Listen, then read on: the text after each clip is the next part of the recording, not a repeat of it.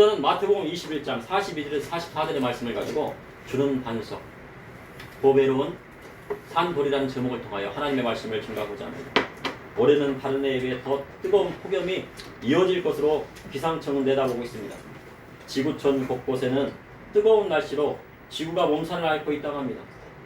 중국에는 폭염으로 맨발로 땅을 짚게 되면 발바닥에 화상을 입을 정도라고 합니다. 그리고 중동 지역에는 체감 온도가 70도가 넘는 아주 뜨거운 날씨를 보고 있습니다. 지구는 점점 뜨거워질 것이고 앞으로 갈수록 더 뜨거워질 거라십니다. 우리나라에도 때 아닌 폭염이 이어지고 있습니다. 6월 치고는 대단히 더운 날씨입니다. 7월이나 8월 날씨가 6월에 왔습니다. 다음 주에는 더 덥다고 합니다. 그런데 본격적인 더위가 온다고 하면 7월 8월이 된다고 하면 우리나라는 얼마나 더 더울까요? 이는 중국에서 불어오는 열풍이 원인이라고 합니다. 올해는 다른 해에 비해 더 많이 덥습니다. 그런데 이렇게 더운 날씨도 비가 한번 쏟아지고 장마철이 되게 되면요, 더위가 한풀 꺾이게 됩니다. 현재 장마선진이 일본 오키나와 근처에 머물고 있다고 합니다. 그런데 일본 오키나와에 있는 장마전선이 끝나면 그것이 우리나라에 직접적인 영향력을 준다는 것입니다. 그런데 이번 오키나와 장마는요, 평년보다 3배가 넘는 강수량을 보이고 있다고 합니다. 그러니 우리나라에 장마가 온다면 많은 비가 올 것으로 예상이 됩니다. 큰 비가 예상이 되면 미리 준비해야 피해가 없습니다. 약한 제방을 다시 정비하고 약한 축대를 보강하고 하수구를 재정비하고 이물질이나 낙엽을 치워야지 물이 잘 빠지게 됩니다.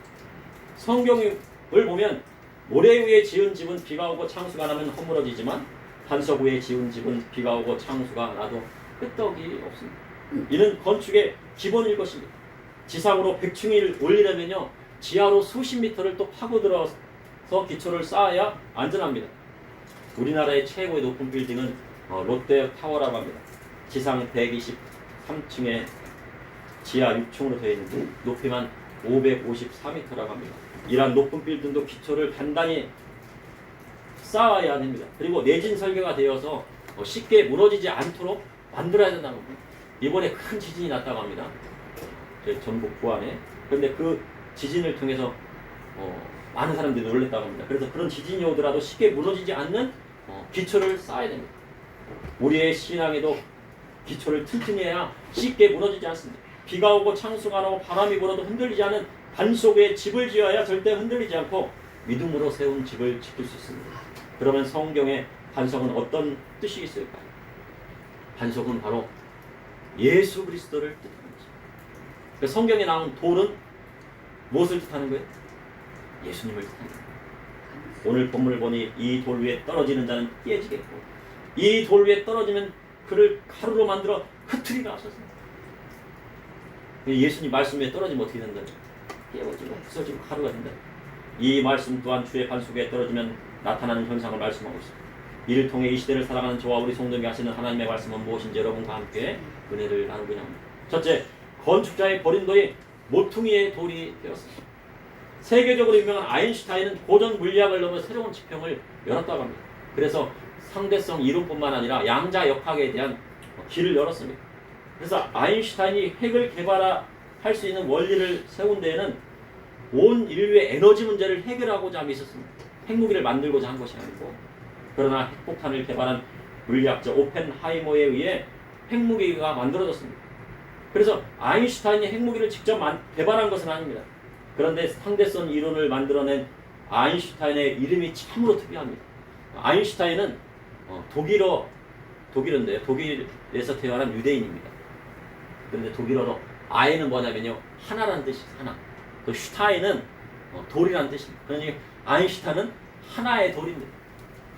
그러면 아인슈타인이 천재 과학자인데 그러면 그 사람의 머리가 돌이라는 것인가? 그런 뜻이 아닙니다. 그는 성경에 근거한 것입니다. 수학과 물리학의 천재성을 가지고 있었습니다. 그는 유대인 가정에서 태어났습니다. 그렇다고 장난삼아 그의 이름을 돌이라고 짓지는 않았을 것입니다. 그렇다면 그의 아버지가 유대인으로 그 이름을 성경에 근거하여서 지었을 가능성이 높습니다. 간혹 우리나라에는요, 석이라는 이름이 있습니다. 이석, 김석, 이런 식으로 석자의 이름이 있어요. 근데 또 그 한자가 무슨 석입니까? 돌석입니다. 그러니까 아이들이 놀려요. 너 이름 정말 진짜 돌석이니?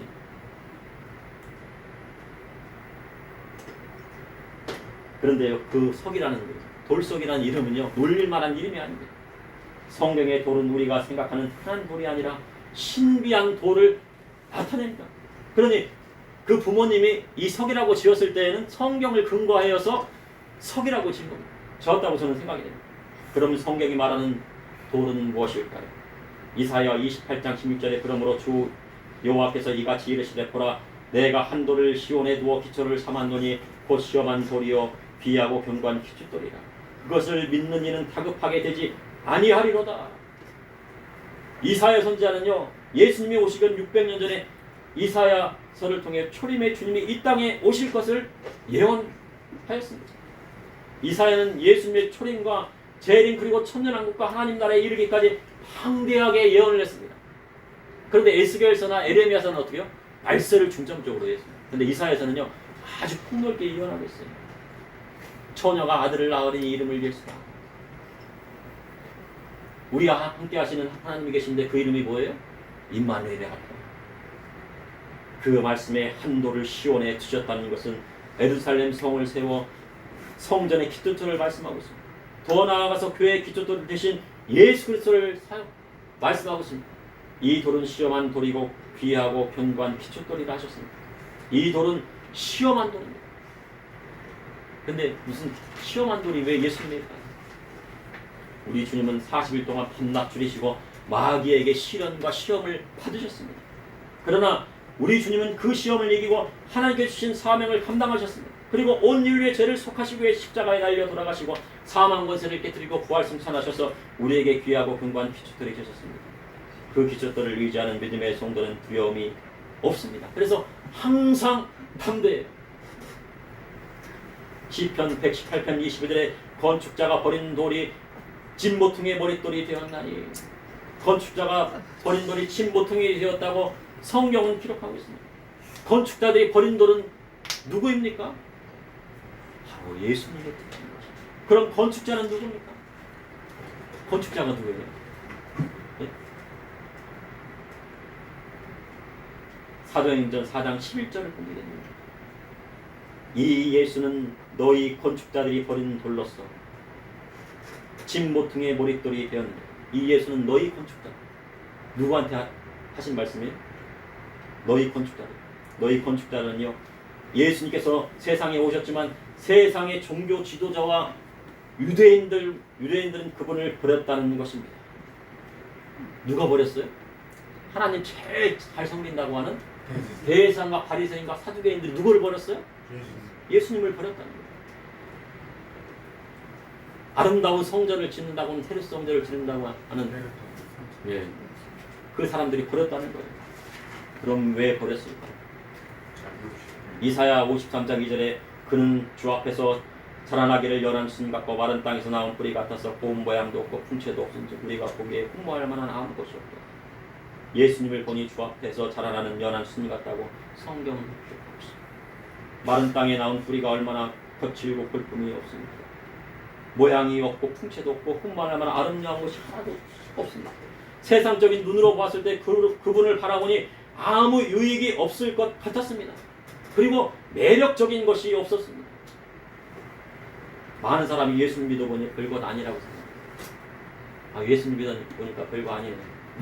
세상 볼 때 예수님 안 믿는 사람의 세상의 고위직을 다 차지하고 있어요. 기업도요. 예수님 안 믿는 사람들이 회장을 하고 있습니다. 그러니까 막 소송에 휘말려가지고 재산분할 한다고 그러잖아요. 그리고 예수님 믿는 사람들이 예수님 안 믿는 불신자 사장 밑에 들어가서 무엇을 받습니까? 월급 받고 산다는 거예요. 그런데 어떻게 하나님의 백성이 예수님 안 믿는 사장 밑에 들어가서 월급 받고 삽니까? 그러니 예수님 믿어서 더 나은 것이 무엇이냐 하는 것입니다.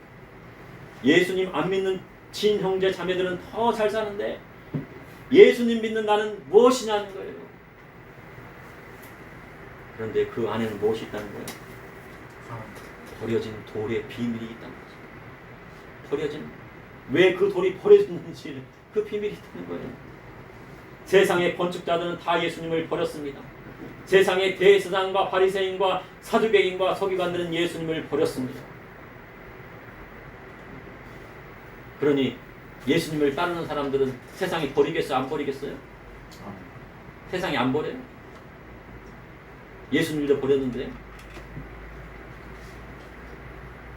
세상에 나가면 예수 믿는 것으로 고난당하고 박해당하고 힘이 드는 것입니다. 그러나 그것을 이겨내고 살아가기 때문에 성도인 것입니다. 심지어 예수님 옆에 달린 강도조차요 예수님을 욕했습니다. 십자가 달린 예수님은 건축자의 버린 돌이었습니다. 그러나 그 돌이 위 모퉁이 돌이 되었습니다. 이사야 53장 4절에서 5절에 그는 실로 우리의 질고를 지고 우리의 슬픔을 당하였거든 우리는 생각하기는 그는 징벌을 받아 하나님께 맞으며 고난을 당한다. 그가 찔림은 우리의 허물 때문이요 그가 상함은 우리의 죄악 때문이라 그가 징계를 받음으로 우리가 평안을 누리고 그가 채찍에 맞음으로 우리가 나음을 받았도다. 세상은 예수님을 버릴지라도 저와 우리 성도님들은 믿음을 버릴 수 없는 세상은 뭐를 버렸다고? 예수님을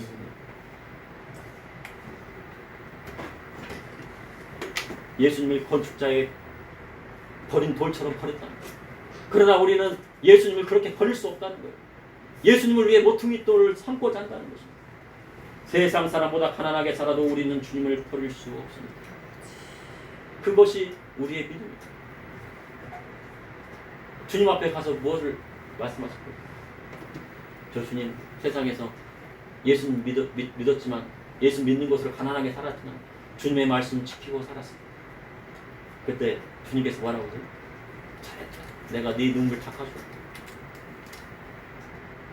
왜냐하면 그분이 우리의 모퉁이돌이 되셨기 때문에 그리고 주님의 몸된 교회의 머리가 되셨기 때문에 우리를 위하여 죽으시고 영생을 선물로 주셨기 때문에 둘째 믿음의 성도는 그리스도의 복음의 말씀에 반석에서 열매를 맺어야 합니다. 마태복음 21장 40에서 43절에 예수께서 이르되 너희가 성경에 건축자들이 버린 모퉁이 머릿돌이 되어 버린 돌이 모퉁이돌이 되었느니라. 이것은 주로 말미암아 된 것이요 우리 눈에 기이하도다 함을 읽어본 일이 없느냐. 그러므로 내가 너희에게 이르니 하나님의 나라를 너희는 빼앗기고 그 나라의 열매 맺는 백성이 받으리라. 그 나라의 열매 맺는 백성이 받으리라 하셨습니다. 이 말씀은 대제사장과 바리새인들에게 하신 말씀이었습니다. 그 말씀을 듣고 바리새인과 제사장이 마음에 찔게 되었습니다. 그러니 너희 건축자들이 버린 돌이 모퉁이 돌이 되었다는 말씀입니다. 당시 대제사장 가야바 안나스는 무엇으로 제사장이 되었습니까? 그들이 레인이었습니까? 아니면 아론의 지파에서 내려왔습니까? 사독의 제사장들이었습니까? 가야바와 안나스는 돈을 가지고 대제사장직을 샀습니다. 그래서 그 돈을 메꾸기 위해서 성전에서 뭐를 시킨 거예요? 장사를 시키고 그 장사를 통해서 많은 이문이 누구한테 갔습니까? 대제사장의 종교 지도자들한테 가서 어떻게 했습니까? 그거를 무엇까지 팔았대요? 가난한 자들이 돈이 없어가지고 하나님 앞에 드리고자 하는 비둘기까지 팔았다. 비둘기를 왜 제물로 하나님께 삼으셨습니까? 그래, 너 돈 없으면 비둘기라도 한 마리 키워서, 아니면 집비둘기 없어? 그러면은 무슨 비둘기요? 산비둘기, 산에 사는 비둘기라도 한 마리 잡아가지고 하나님 앞에 드려. 그러면은 예물 받아줄게요. 그랬는데 뭐를 했다고요? 대제사장들이 장사를 했답니다. 그래서 예수님께서 채찍으로 장사하는 사람들을 내쫓으셨습니다. 성전은 기도하는 집인데 강도의 기도로 만들었기 때문에. 그리고 바리새인들은 가난한 과부의 가산을 삼켰습니다. 큰 재산이 있음에도 가난한 자의 헌금을 모아서 호의호식을 했다는 것입니다. 그러니 예수님께서 하나님 나라를 너희는 빼앗겠다고 말씀하셨어요. 무엇이 열렸다는 거예요? 지옥문이 열렸다는 거죠. 마태복음 11장 12절에 세례요한의 때부터 지금부터 천국은 침노를 당하느니 침노하는 자가 빼앗느니라. 침노한다는 것은 힘을 사용하여 돌파하고 밀어붙인다 하는 것입니다. 천국은 그냥 가는 것이 아닙니다. 가만히 앉아있으면 가는 것이 아닙니다. 우리 어릴 적 운동회 때요 박 터트리기를 했습니다. 학교 다니면은 박 터트리기 하잖아요. 그래가지고 뭘 만들라고 그래요? 그 천에다 그 양말 같은 데가 뭐를 넣어요? 콩을 막 넣어가지고요. 뭐를 만들어요? 오재미를 한 두세 개씩 만들어 보셨을 것입니다. 그걸 만들어 봐야 돼요. 저도 만들어 봤어요. 두세 개를 저는 잘 못 만드니까 어머니가 만들어 줬어요. 국민학교 때. 지금은 초등학교죠. 그래가지고 그것을 가지고 막 어떻게 합니까? 천군 백군으로 나눠가지고요. 막 박을 향했습니다. 문제. 박이 어린 여러분 그거 해봤어요? 안 해봤죠? 예. 근데 여기 어르신들은 다 해봤어요. 그래서 천국은 어떤 거라고요? 박 터트리기 같은 거예요. 오재미를 가지고 막 터트리고 막 그 박을 깨트려야지 승리를 할 수가 있는 거예요. 천국 갈 수 있는 거예요. 천국도 마찬가지로 무역을 상하고 던지고 깨트리고 부서뜨리는 사람이 차지한다는 것입니다. 그런데 그것은 뭐예요? 과격한 표현이지만 침노란 이런 뜻입니다. 그런데 오늘 본문을 보니 천국은 그 날에 열매 맺는 백성이 받으리라 하셨습니다. 다시 말해 그리스도의 복음의 말씀대로 선한 열매를 맺어야 하는 것입니다. 마태복음 7장에 지난번 말씀에 예수님께서 반석 위에 지은 집과 모래 위에 지은 집에 대한 비유의 말씀을 하실 때 먼저 좋은 나무와 나쁜 나무를 무엇으로 안다고 하셨습니까? 열매를 통해서 안다고 하셨습니다. 좋은 나무는 열매를 맺고 주여 주여 한다고 다 천국 들어가는 것이 아니라 다만 하늘에 계신 아버지의 뜻대로 하는 자에 들어가리라 하셨습니다. 때로는요, 왜 설교 시간에 성령에 대한 설교를 하지 않느냐 할 때도 있어요. 아, 성령에 대한 설교, 성령 충만, 성령세 하면 좋잖아요. 그만큼 갈급한 성령에 대한 말씀을 해야 되는데 이 시대에 성령 충만 받고 막 방언하고 해야 되는데 성령에 대한 말씀을 하고 싶은데 성령 받고 성령 충만 받는 말씀을 하고 싶은데 그곳으로 인도하지 않으시고 오늘 이 말씀으로 이끌으셨습니다. 성령에 대한 말씀을 하지 못해서가 아닙니다. 지금은 너무 풍요로운 시가 되어서 사역자들마다 간음하고 바람 피는 시대가 되었다. 세계적으로 성령 운동을 하는 큰 사역자들이요. 성령 운동을 통해서 뭐를 모아요? 천문학적인 헌금을 모았고요. 재산을 쌓았다는 거예요. 큰 교회 재산이 1조가 넘습니다.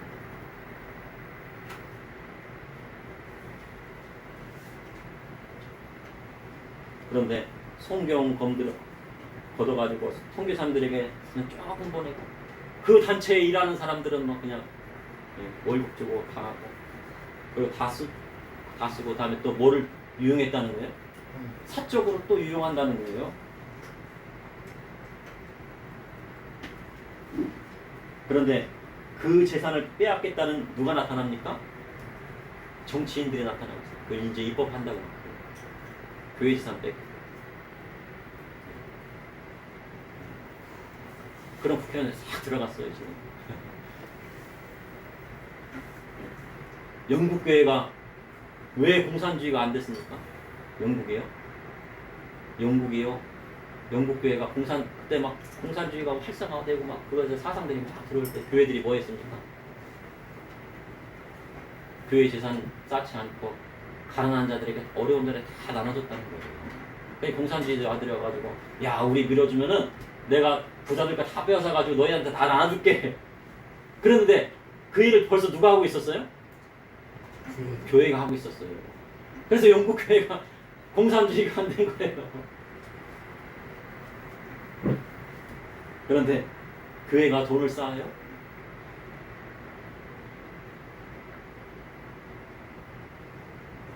근데 그거를 누가 뺏겠대요? 정치인들이 이제 뺏겠대요. 제2의 코로나가 일어나면은 가장 먼저 어디가 문을 닫아요? 교회가 문을 닫아요. 다 알고 계시잖아요. 입법이 다 됐어요. 교회 나오고 안 나오고는요, 누구의 문제입니까?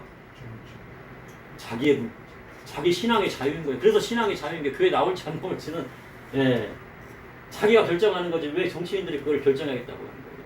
신앙의 양심은 누가 지키는 겁니까? 내가 지키는 거지 왜 정치인들이 그것을 결정하겠다는 거예요. 자식들을 먹여 살리고 자식들을 부양할 거는 정치인들이 결정하는 것이 아니고 정치인들이 키워주는 게 아니에요. 누가 키워주는 거예요? 내가 키우는 거예요. 내가 낳았으니까. 그것이 하나님 뜻이에요. 그것을 무너뜨리는 정치인들을 하나님께서 뭐 하신다는 거예요? 심판하신다고 성경에 나와 있잖아요. 그런데 교회 다니는 사람이 하나님보다 뭐를 더 사랑한다는 겁니까? 돈을 더 사랑한다는 거죠. 믿음이 있다 하면서 돈을 더 사랑하는 거예요. 그래서 돈을 벌려고 하나님의 말씀을 겁니다. 그런데 어떻게 성령을 받겠다는 겁니까? 엘리야 선지자가 하루에 몇 끼 먹었습니까? 2끼 먹었잖아요. 사르밧 가구에 떡 한 쪽, 조그만 떡 한 쪽 먹었잖아요. 그러니까 하나님의 영이 충만해가지고 기적과 표적이 일어나잖아요. 그런데 어떻게 돈 좋아하는데 어떻게 성령도 하고 어떻게 돈 좋아하는데 하나님 내 한 모시겠다고 두루지 못 속인다고 했는데 그러면은 능력을 행해도 그것이 하나님께로부터 온 것인지 의미심장한 것 기초가 안 돼 있는 거예요. 왜 지금은 성령의 담비가 안 됩니까? 7, 80년대 초반에요. 폭발적인 성령 운동이 왜 시들해졌습니까? 성령 운동이 폭발적으로 일어났다는 이야기 들어보셨어요? 그죠? 당시에는 성도들이 힘들고 어렵고 가난할 때 특별히 죄 지을 것이 없었어요. 돈이 없으니 죄 지을 것도 없었는데 그래서 오직 예수님만을 바라보았습니다. 다른 걸 안 바라보고 금식하고 기도하고 그러니요 성령의 역사가요 집사님을 통해서도 일어나 권사님을 통해서도 구역장님들 통해서도 어떤 분은요 목사님보다 더 막 은혜 충만 성령 충만 막 병도 고치고 예언도 하고 그러더라고요. 그러나 지금은 하나님의 은혜로 너무 잘 먹고 잘 사는 시대예요. 그런데 사람들이 다른 생각이 들어왔습니다. 지금 시대는요 하나님의 말씀으로 기본에 돌아가야 할 때 주님 말씀대로 돌아가 회개 운동을 먼저 해야 되는 시간이었어요. 그 다음에 성령이 크게 임하게 되는 것입니다. 셋째, 주의 말씀에 반석 위에 서서 다음 세대를 이끌어가야 합니다. 현재 세상법은 하나님의 말씀과는 다르게 가르치고 있습니다. 하나님의 법과 세상법이 충돌했어요. 그러면 믿음의 성도는 어떤 법을 따라야 합니까?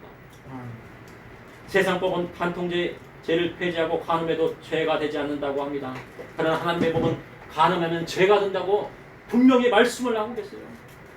남자가 마음대로 바람펴도요 법적으로 제재받지 않고 죄가 없다고 판사들이 그렇게 얘기를 해요. 그 법이 폐지됐습니다. 그러니 결혼하기도 두려운 거예요. 아기를 낳고 키우는 것도 어려워요. 왜냐면요 아기를 낳아뒀더니 바람피고 도망가면은 누가 그 아기를 키운다는 겁니까? 나쁜 놈이지. 예? 그러니 하나님의 법은 그게 죄라고 하는데 세상 판사들은 그게 죄가 아니라고 하는 거예요. 이번 세계 이혼 판결에서 1심 재판부는 대기업의 회장 아내가 있는데 혼외자를 줬대요. 그래가지고 그거에 대해서 그래도 그 아내는 예수 믿는 사람이었대요. 그러니까 혼외자라도 내 자식처럼 키울 테니까 우리 집으로 들어와라. 아마 그랬다는 것 같아요. 저도 잘 모르지만. 그런데 끝까지 안 하는 거예요. 그래가지고 어떻게 소송을 하게 됐는데 이번 세계 이혼 판결에서 1심 재판부는 1억 원에다가 위자료 1억 원에다가 600억 원의 재산 분할을 했대요. 판결에. 그런데 2심 재판부는 혼인의 순결과 일부 일체제의 중요성을 강조하면서 1조 3,800억 원의 재산 분할을 판결했다는 거예요. 그러니까 1심 재판부는 600억인데 2심 재판부는 어떻게 해요? 1조 한 4천억 원을 한 거예요. 그럼 이 판결에 대해 1심 재판부와 2심 재판부의 차이는 어마어마한 거예요. 그러니 판사마다 기준이 다르고 법이 다르고 판사마다 양심이 다르다는 거잖아요. 예? 판사가 양심이 있다. 그런데요, 미국에서요, 이런 소송이 일어나면 한 소송당 10%의 수임료를 받아요.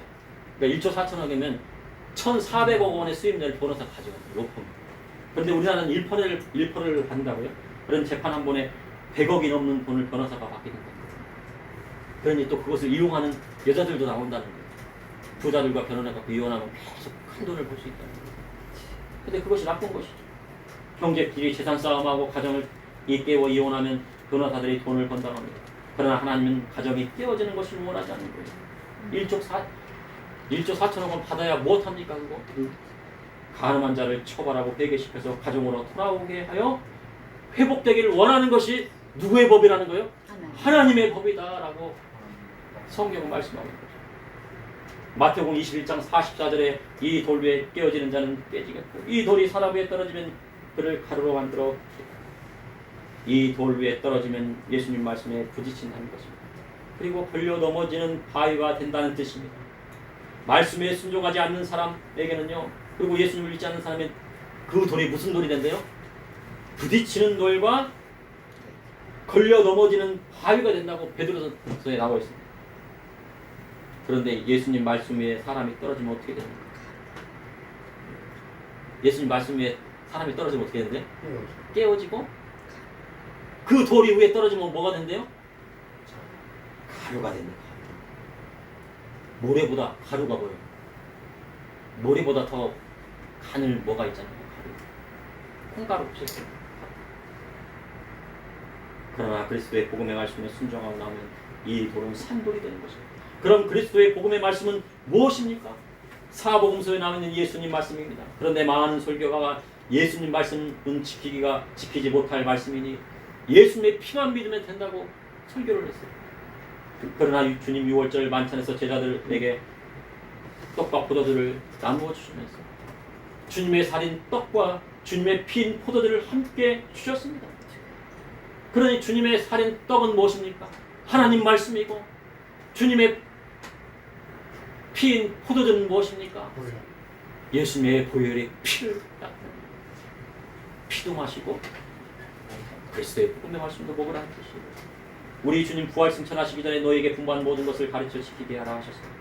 그럼 너희에게 분부한 모든 것은 무엇입니까? 사복음서의 말씀.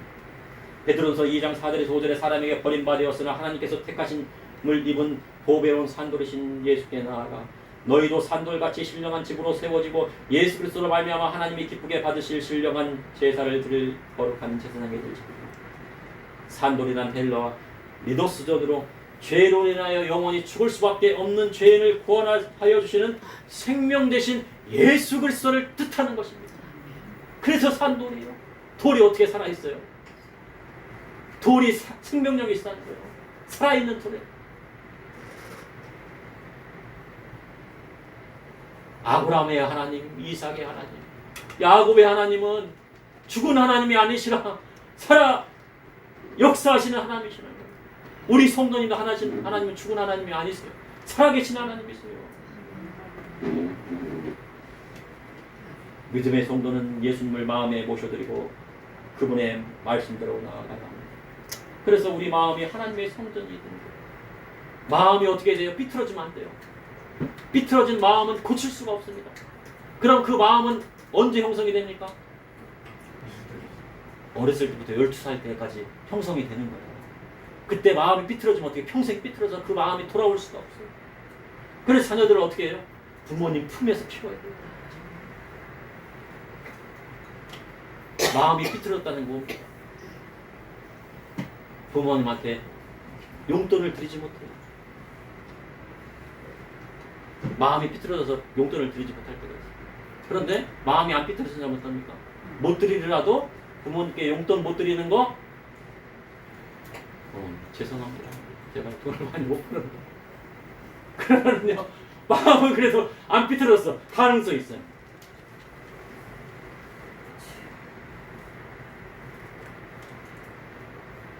죄송합니다. 아니 돈을 못 벌었는데 어떻게 못 드리잖아요. 돈 안 주셔도 예. 부모들은 예. 들이 편안하게 사는 걸 원하지 돈이 다니는. 예. 그러니까 우리 부모님 마음이 예수님 마음을 닮았다는 거예요. 하나님 마음 닮았다는 거예요. 그러니 천국에서 자식 키우는 분들은 다 천국에 상급이 다 쌓이는 거예요. 그래야 할 때 하나님이 기쁘게 받으실 신령한 제사장이 드릴 거룩한 제사장이 되는 것입니다. 보배로운 산돌이신 예수님을 다음 세대에 물려줘야 합니다. 세상 교육에 하나님 말씀 따라가지 못하는 시대가 되었습니다. 그래서 세상 교육과 하나님 말씀이 충돌합니다. 그러니 아이들이 혼란에 빠져요. 아이들이 물어봅니다. 진화론과 창조론이 부딪혀요. 이것은 무엇이고 이것은 물어봅니다. 이것은 잘못되고 이것은 옳은 말씀입니다. 자유연애와 순결운동이 또 부딪혀요. 하나님 말씀과요 세상 그런 것들이 부딪혀요. 남녀의 결혼과요 동성결혼이 부딪혀요. 요즘 남자와 남자끼리 사랑해도 된다고 요즘 막 그래요. 뭐를 배우고 오는 겁니까 지금? 그리고 세상 법과 하나님의 법이 충돌합니다. 하나님을 믿는 사람이 불신자 재판관 앞에 가서 판결을 받습니다. 그리고 교회가 교회법을 따르지 않고요. 교회 문제가 생기면 교회법으로 해야 되는데 어디를 끌고 와요? 세상 법정으로 끌고 와서 세상 예수님 안 믿는 재판관들 앞에서 법을 하고 있어요. 판결을 받으면서요. 하나님의 이름을 더럽혀요. 그런데 하나님 말씀과 세상 것이 부딪히면 어떻게 됩니까? 충돌하게 되는데 부서지고 깨어지고 가루가 되게 되었습니다. 믿음의 성도는 예수님을 믿고 걸림돌이 되는 것이 아닙니다. 그것을 소화하고 순종할 때 상성한 분량까지 성장해야 합니다. 성도는 그 자녀를 하나님 말씀을 위해 거룩하게 키워합니다. 성도로 자신을 구원하는 것에 머물러서는 안 됩니다. 보배로운 산돌이신 예수님의 말씀 따라 후손들에게 더 나은 세대, 더 나은 나라, 더 나은 사회를 물려주어야 할 때 진정한 그리스도인이 되는 것입니다. 신앙 안에서 부여해지는 것도요. 하나님 말씀 안에 있으면 다 되는 거예요. 하나님 말씀 안에서 깨어지고 부서져야 그 다음에 축복이 오는 것입니다. 부여해지는 언약의 말씀이 우리에게 있잖아요. 그 말씀에서 깨어지고 부여지면 축복도 받을 수 있는 것입니다. 부모님 공경하고 아내와 자식을 사랑하여 땀 흘려 일하고 안식일을 거룩하게 저기 6일 동안 열심히 일하고 하루는 푹 쉬고 10분의 1을 구별하여 드리면요. 하나님께서 축복 주세요. 물질적으로요. 부어주신다고 성경에 기록되어 있어요. 남자는 바람 피지 않고요. 하나님 말씀대로 나아가면 돼요. 그러면요. 자기 재산 잃어버릴 것이 없습니다. 이번에 봤잖아요. 재판에서 어떻게 했습니까? 이제 이런 말씀들은 쪽박차가 있는 거예요. 쪽박차. 곧 있으면 쪽박차예요. 자기 재산 다 나는 내놓게 생겼어요. 지금. 그리고 더 나아가 형제와 이웃을 사랑하고 대접받고 싶은데 남을 대접하면 어떻게 된대요? 구해줍니다. 그리고 가정마다 목회자 하나씩을 키우고 있어야 되는 거죠. 자녀 10명을 있으면 그 중에 하나는 목회자로 키워 예수님처럼 살게 하고 10명이 안 되면 일가 친척 가운데서 그 중에서 뭐가 나와야 돼요? 목사님, 목회자 하나는 키우고 있어야 돼요. 그렇게 키워서 뭐예요? 그곳에 뭐를 드려야 됩니다. 11절을 그곳에 드리세요. 그러나 그렇지 못하면 다니는 교회 되면 됩니다. 우리 성도님들은 다 11절을 하나님께 드리고 있어요. 우리 교회에 내든 다른 교회에 내든 하나님 앞에 다 드렸다고 생각합니다. 그리고 믿음의 성도는 다음 세대를 거룩하게 준비시켜야 됩니다. 그렇다고요.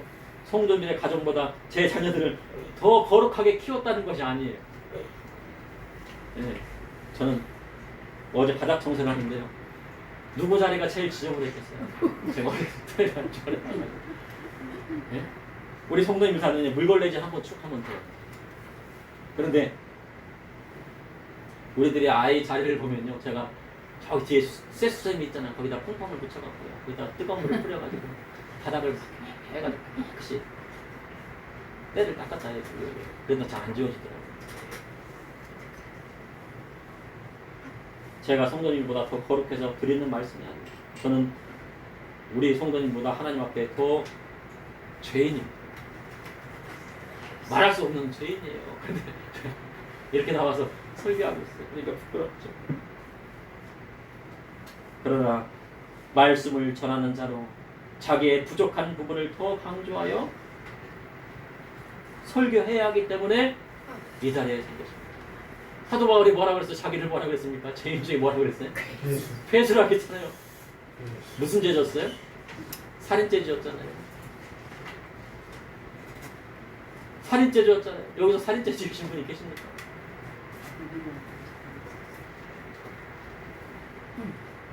그러니 사도 바울이 뭐를 외쳤어요? 자기가 죽기까지 주님 앞에 충성하고 하나님 말씀대로 나처럼 살지 말고 하나님 말씀대로 살아. 그렇게 말씀을 전하는 것입니다. 그렇게 생각하시면 돼요. 그래야 다음 세대 신앙을 물릴 수 있기 때문에 우리 세대에 못하는 것을 다음 세대에 할 수 있도록 이끌어야 진정한 신앙입니다.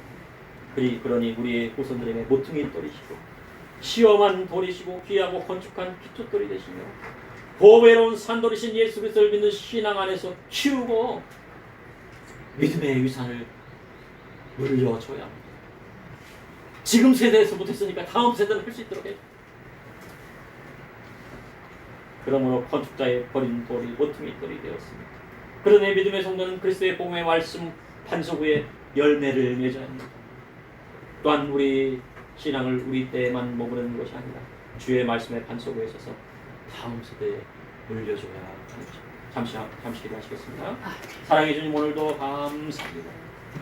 우리 가운데 보배로운 산돌, 시험한 돌, 귀한 돌, 신령한 돌을 내게 허락해 주시니 감사합니다. 그분이 바로 우리 예수 그리스도이심을 인정합니다.